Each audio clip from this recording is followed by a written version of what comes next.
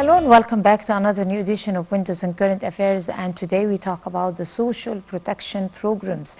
According to the directives of President Abdel Fattah al-Sisi, Egypt have covered a lot of spheres, a lot of fronts when it comes to social protection, and also empowering and enforcing some certain low-income brackets inside society and some categories, and empowering women, empowering youth, lots of new initiatives that were initiated by the president and performed. And today we talk about how far have we reached, how far have we succeeded.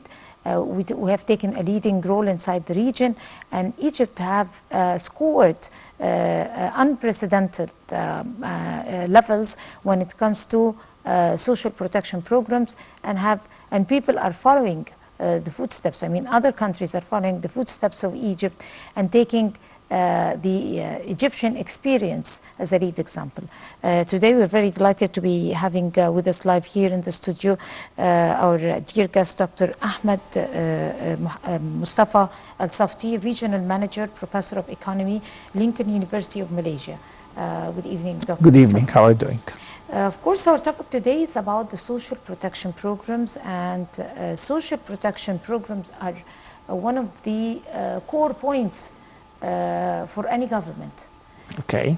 Because in every country there are certain sectors of society who need help, who need empowerment, who need a lot of motivation in order to be able to improve their livelihoods. So give us your own assessment of the social protection programs here in Egypt, and how far have we reached in the past 7 years? Okay. Now, to be able to talk about this and to discuss it, we have to discuss certain things before that. First of all, the global challenges that the whole world is facing from the economy point of view. Actually, it's not only Egypt, it's almost the whole globe. The whole world is facing economical challenges. After the COVID-19 problem, it was known at that time that the procedures which was taken to be able to stand against the COVID-19 or to get cured from it is going to have a further economic effect on almost all the countries of the world. Okay, that already happened. We have been suffering from that since the last 3 years almost. Okay, now, what did Egypt do about this? Why am I saying this? Because when we say that it's a world problem, that means that each country, each government is trying to play a role to support those who are most in need from their own citizens. Okay, so when we talk about Egypt in here, it's a comparative thing.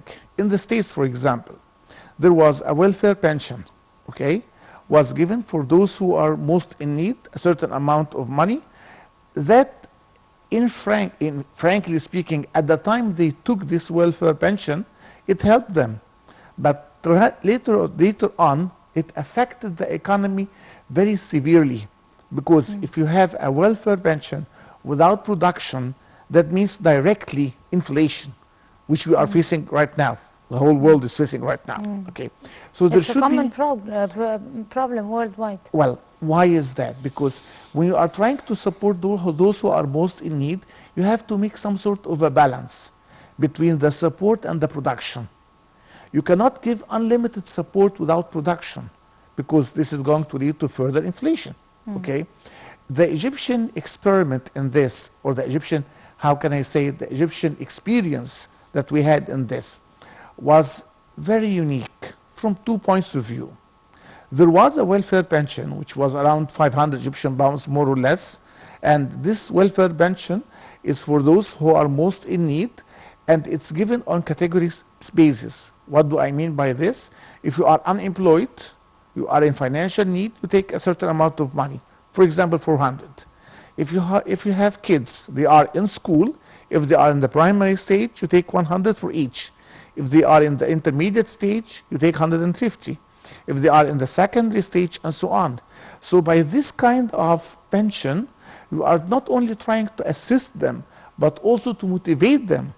Because instead of him letting his kids out of the education system trying to support him financially, you are telling him, let them go through the education system, and we are going to support you equivalently to the effort you are doing for them to get education.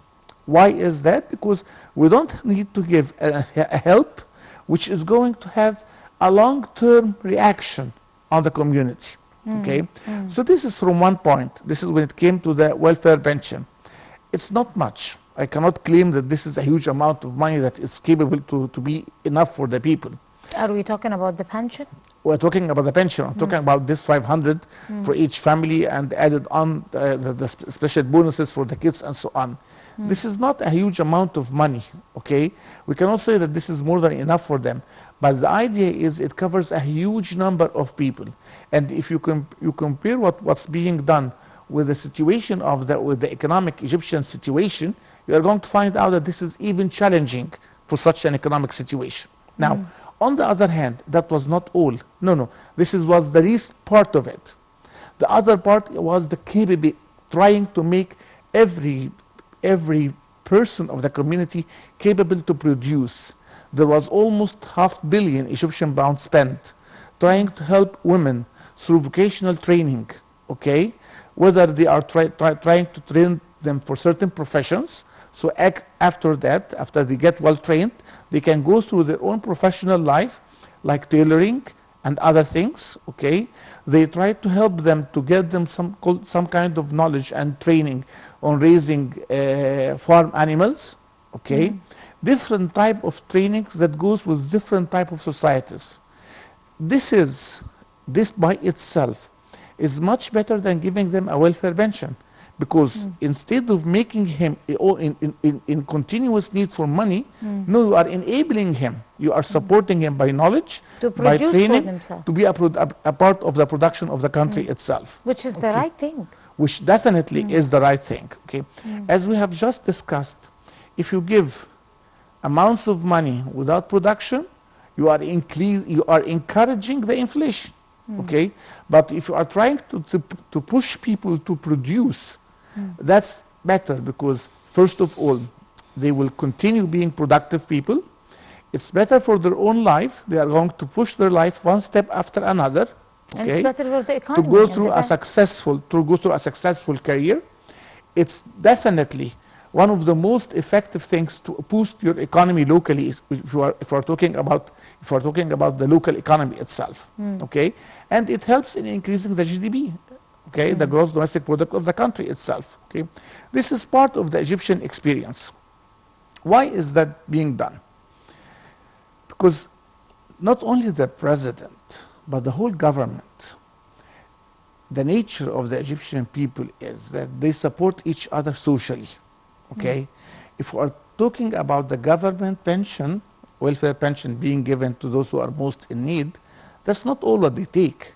There's different communities, different societies, non-profitable societies, which is trying all the time to help those people, either through giving them food, through giving them clothes, through building them houses, through trying to maintain the current houses that they have. Okay, so if you add the community assistance or the community sharing in trying to help to solve the problem, beside the government share itself, you will find out that the effect was relieving. Okay, when we talk about helping the community or helping the people most in need, you can never push them or help them to be rich people. You are just trying to help them to avoid being to support themselves, to avoid them starving. Okay, I cannot say I'm going to help those who are most in need. I'm going to turn them into rich people. That does not happen. Not everybody is rich. Not in Egypt, not in the whole world. But your responsibility is to enable him not to starve. This is the first thing. To give them a decent life. A decent kind of life. Okay, or a kind of decent life. Okay, this is more probable if you are talking about the expression itself. Secondly, food is not everything. Health is also very important thing. And education. Okay? And education. Egypt is one of the few countries which have 100%, almost 100% free education. Okay, this education is available for everyone, and with very low fees. Okay, And for those who are most in need, it's almost free of charge. Okay? Even the schools, the governmental schools fees, which is minimal, if the students are not capable to pay the fees, they are not forbidden to go through the exams. They go through the exams and they get the results. One way or another, the government solves the problem. Okay? But the idea is we need this kind of education. We need those students, the families of those students, to understand that this is a huge cost on the country itself. I always hear people complaining from the quality of governmental education. Okay? I've heard those complaints not only in Egypt. I've heard them even in the States itself. But not in Malaysia. No, well, in Malaysia, it's a different story. Yes. Malaysia they have the best actually, example for education. Malaysia is different story. Malaysia is a long-term successful story. This is a story of a country which started from nothing, but the people of the country itself, with the help of their president and the government, one step after another, they kept growing up and improving themselves. Okay, the motivation of the Malaysian people is different in this case. Okay, Malaysia has a different type of a social structure. It's Indian, it's Chinese, it's Malay. They are not all Malay. Okay, they come from different origins. Okay, but nevertheless, India also a very good example of education. India is a wonderful example. Actually, what we are trying to do now is somehow close to the Indian model. How is that? You always find the president talking about technical education, right or not? Always in every speech he talks about technical education, education which is related into technology and IT. Okay? Why is he mentioning this? Because this was behind the Indian Industrial Revolution, the technical education. And we are taking very nice steps in this. I'm not only talking about the government. Actually, I have to appreciate what the private sector is doing in this case. For example, factories like Al Arabi. Okay? I'm not trying to mention a name but to we're not market a supposed name. to mention Yes, the I know, names, I know. but, Almost all the factories in Egypt now, all the owners of the factories in Egypt now, started having their own industrial schools. They put students into those schools from the intermediate stage to the secondary stage. Okay? So they are taking the responsibility in here to prepare their own labors. And this is a very Excellent important idea. thing. If we succeeded to let the private bodies or the private investors to start investing in technical schools, that's going to do a huge difference in the community itself. And that's what we are seeing right now. Okay? The government is trying to go through those same processes, but in a very, very slow steps for different reasons. Until now, until this minute, while we are talking right now, the community itself does not look to the technical education properly. Okay? We always think of technical education as inferior type of education. This is the problem. Because if people of inferior type, of inferior education, inferior culture, are going to go through the technical education, we will not get a good quality of output. It's all input, process, and output. Okay? As long as the community is pushing those who are the worst in the community to technical education, the education process cannot do miracles. If the input is very bad, regardless how much effort I'm going to do, you will not get a satisfying output. Okay? So we need the media, we need the community, we need those who write in the newspapers and those who write on the social media to try to change the point of view of the people themselves. They have to respect the technical education. When you said militia, in militia, they respect very much the technical education. Actually, most of education is technical in militia. Really? In India, most of education in India is technical. Okay? Very few number of people go through theoretical kind of education. It has to do with a certain education. Well, how can we differentiate between education and culture? Okay. What do you think is the difference between education and the culture? Education is something that leads into a career. Culture is something that leads into a wealth of knowledge. Okay? Worth of knowledge. But if education... And awareness at the same time. Yes? And awareness at the same Definitely. time. So if education is going to lead only to knowledge, not into a successful career, then what should we call it? Culture. Okay? The high school graduate that we currently have in the Egyptian education system, if he decides not to go through the university education, what is he capable to work? What kind of job is he capable to go through? Technically, mean? Technically speaking. I mean, high school, ثانوية عامة. The graduate of the high school. Now, if he gets the certificate in his hands, he studied geography, he studied history, he studied math, physics, and so on. But he decided not to go to the university education. He wants to work. Is he capable by this certificate to have a job? Of course not. Does he have the knowledge or the technical knowledge to have a job?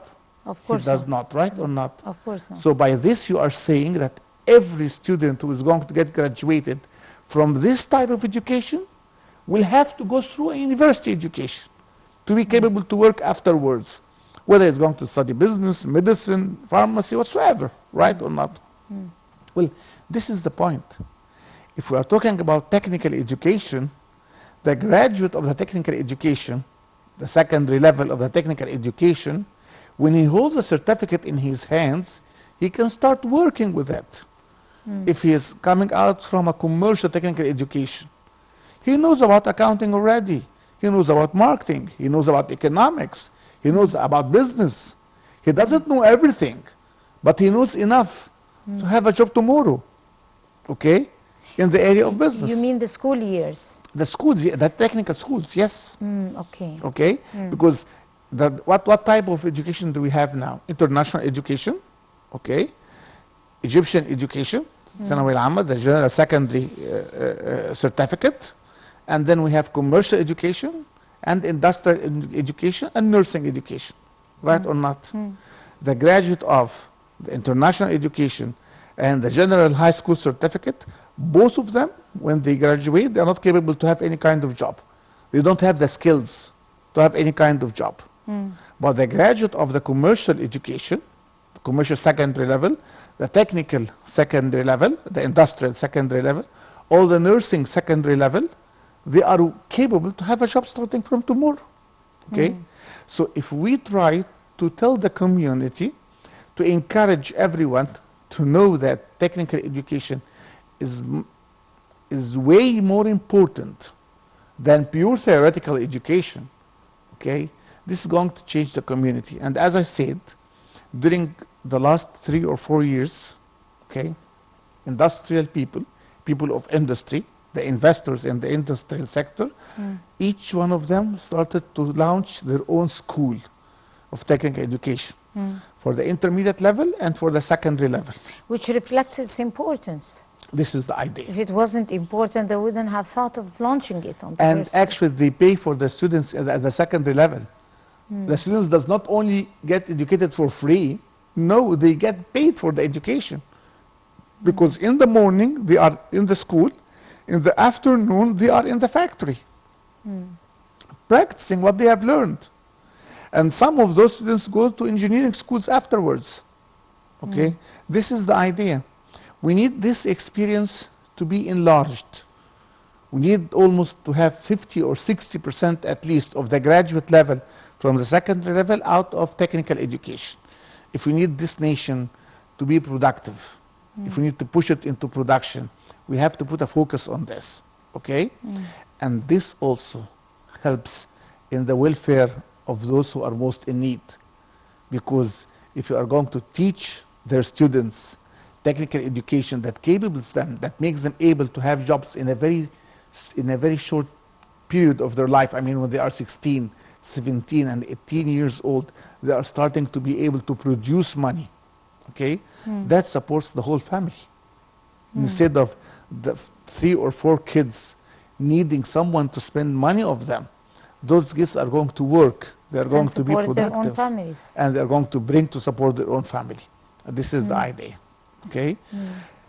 Health from the other side, as I told you, the help was not only in the education and in the pensions or in the vocational education. No, help as well was in the health sector. We have seen huge improvement in the health sector. Okay, That's true. we need more, because the audience, when I say we have seen huge improvement, they always think that huge improvement means that we have done everything. No, I didn't say we have done everything, but we have done things. Okay, there is either you do nothing, or you do something, or you do everything. With this type of challenges that we are facing, we cannot do everything in a day and night, but we can do something. Okay, hospitals, local hospitals, And governmental everywhere it hospitals, works the same way. definitely in every It place in always the work world, like that. in every place in the world. But You can't achieve things overnight. Egyptians are a little bit ambitious people. And that's good. If they go to the World Cup, they need the national team to have the World Cup. Okay, if any national team is working in any competition, their target is to be the first. Okay, this is ambitious. That's why when you say we have done a huge improvement, they will tell you what kind of improvement. Okay, because they don't see partial improvement as improvement. They need it to be done 100% perfect. They need Egypt in a day and night to turn into a huge developed country that has the best services and everything. That will not happen. Doesn't happen. Things does not go like this in any place in the world. Malaysia has suffered for almost 100 years until they became what they are. It took them more than 100 years. They had the vision, and let me get in here and talk about the vision. You talked about Malaysia as one of the successful experiences worldwide when it comes to education, together with Finland. But talking about Malaysia, you said that's important that you kindly mentioned that they stayed for 100 years struggling until they achieved their goals. That's right. They did not achieve it from scratch, out of nowhere, At out all. of the blues, but the leader had a vision, and this is exactly what President Abdel Fattah al-Sisi is doing distinguished right now. by. He came into office with a vision for 2030 with sustainable goals development, 17 goals, and he's always setting the goals before his eyes. And he also has several things that distinguish him from any other Egyptian president. Like, for example, all the huge infrastructural projects, housing projects, energy projects, and everything, they're executed. It would take them like only 2 or 3 years to be done, which is, we have never seen that before. Yes. So we have a leader with a vision, we have a leader with goals, setting goals, and we have a leader who have a plan that is always setting, and he's also giving his own directives personally. Creating the presidential initiatives by himself. Yes. Not by consultants or people, working. Well, that's the point I want to talk about when we talk about health things. So how do you read that? That's what I want to talk about when we talk about health things. If you cannot improve 100% of the hospitals in 2 or 3 years, this can never be done. Take it from me. Not in here, not even in New York. Okay? If you have a problem, a major problem, a general problem, it cannot be solved in a year or 2 or 3 or 4. It needs a long-term plan. But what happened is, if we cannot do it all, I have to do what I can do best. He started his own initiatives, starting from virus C. Tell me, try to close your eyes. Imagine yourself when you was 2011 or 2010. And almost 35% of the Egyptian people suffering from virus C. Okay? This was the case. Do you know what does this mean? It means at the age of 40, 42 and 43, those 35% of the inhabitants of this country needs medical care. At the age of 50, they start suffering from liver problems, from kidneys problems, and so on, and they die early in 60s, right? Okay. Because the president was the leader of the Egyptian army, okay, this is not only a social problem, but it's a national security problem. Of course. Because the Egyptian army is part of the Egyptian people. What applies in here applies in there, right or not? So that meant that 35% of the Egyptian army, when they are at the age of late 30s and early 40s, they are suffering from subsequences of having virus C. Okay? And this is the age of the production. This is the age of the experienced people. Okay? Either from the soldier side or from the captain side. It's the same thing. We are all, the Egyptian army is part of the Egyptian community. We don't bring foreigners, we don't bring rich people into the army, and poor people does not go. The whole Egyptian community is in the army itself with the same ratios almost. Okay? So that meant that our army at the age of 40 and 50, when they are generals and so on, they start suffering from the subsequences of virus C, right? Could you have imagined at that time that this is a problem that can be solved? No one could have imagined such a thing. It would have never crossed our minds. It could be solved even in 1 or 2 years. I mean, this is the technique. It's a miracle, right or not? Okay. Now, another thing, the other initiative for females' breast cancer. Okay, do you know how many female was examined for this? In every village in Egypt. Not in Cairo, not in Giza, not in Alexandria, not in the states of the governance. No, we are talking about almost every village in Egypt.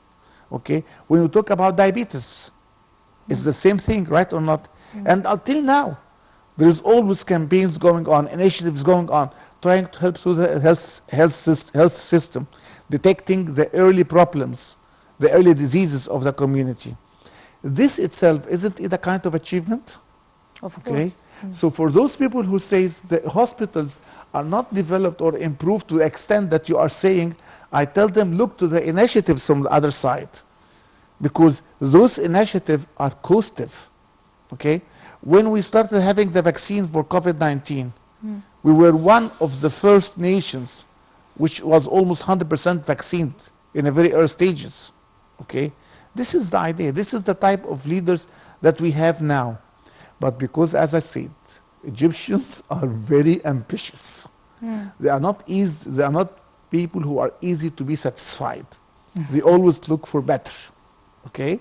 So the achievement and the challenges that the government is facing, they know it. By the way, most of the people understand this type of challenges. Okay? But they still complain because they need better. They need more work. And this is very exhausting.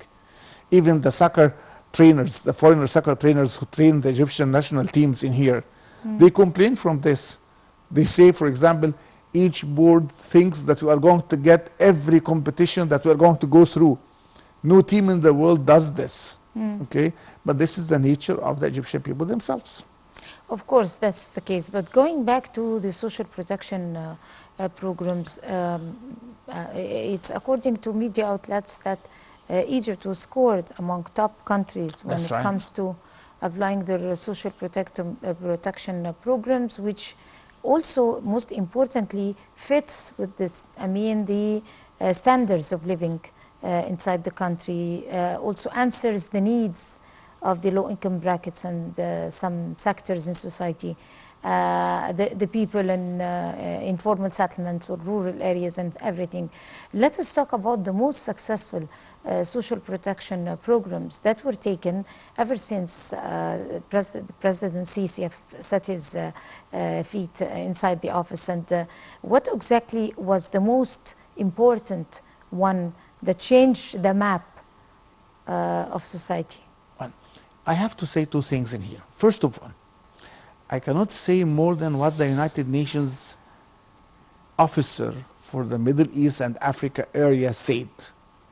Okay, it was stated at the beginning of 2023 that Egypt becomes in the first place in the assistance, the Egyptian government comes in the first place in the assistance of those who are most in need socially.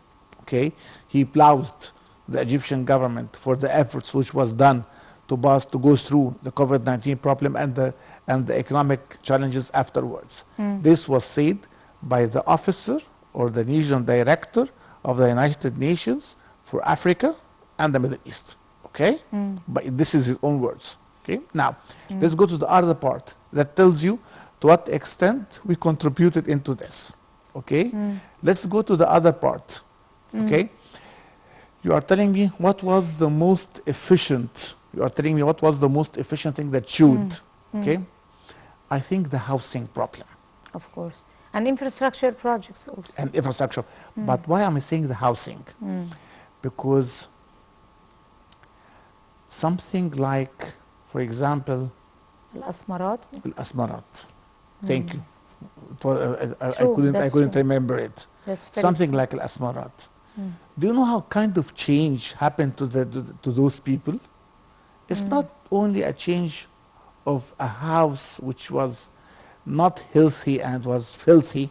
No, it's a change for the human himself, from feeling Building that the he Egyptian is, character. from the feeling presence that of- he is not an important person and he is a person who does not have any kind of future, into being a person who lives in a nice place, who lives in a proper environment. Okay, the Asmarat project is being done in almost every governance in Egypt. It's not only in Cairo, by the way. There's similar projects like this. Okay, the elimination of the old houses and houses and buildings which was built without proper infrastructure, without proper services, without proper licensing and everything. Even the government gives two options. Either we give you a house, okay, a replacement house, or we give you a financial sort of allowance or financial to make over for the losses that you have to do when we are going to eliminate your house and so on. Okay, both of those help people to have better kind of life. Okay, so this one was one of the most important things, and it's still going on, by the way. I mean, this is not a project which was done once and it's not being repeated again. No, this is a project which is still going on, and it will keep going on until almost every single house which is not proper to live in is going to be replaced by another house. Okay, the initiative of Haya Karima, for example, this is the same thing. It's the same idea, but instead of building another house for you, we're going to help you to build your own house, to build it back again in a very nice way. Okay, now most of the villages in Egypt, they have sanitary systems. They didn't have this before. Okay, so this is one thing to help the poor people. But when you are talking about what's the most, I mean, one of the most appealing things, definitely the ways, the bridges, the roads itself, the quality of the road, the width of the road, the quality of the bridges itself, actually also the traffic system, the huge computerized traffic system. Now we don't go over speed, not any, I mean, I wish if I had like a count of the number of accidents before the whole huge technology boost of the traffic system and the number of accidents before that. Of course, Now, everything is adding to the other. And this is the idea. Unfortunately, we ran out of time, but we still have a package of other, I mean, fronts to cover, especially when it comes to social protection programs, on a promise that you could come one more time with us. It will be my pleasure, Martin. Thank you. So that we could be able to take quite some time to discuss these very successful programs that were initiated by His Excellency, the Head of State President Abdel Fattah al-Sisi. Of course, we were very delighted to have you. Of course, Dr. Ahmed Mostafa Safti, you are Regional Manager, Professor of Economy, Lincoln University of Malaysia. Thank you so much for coming over. And all the best to you. It was a pleasure having you. And I guess this would bring us to the end of this edition of Windows and Current Affairs. Many thanks to all of you. Until we see you again next week, that's a goodbye.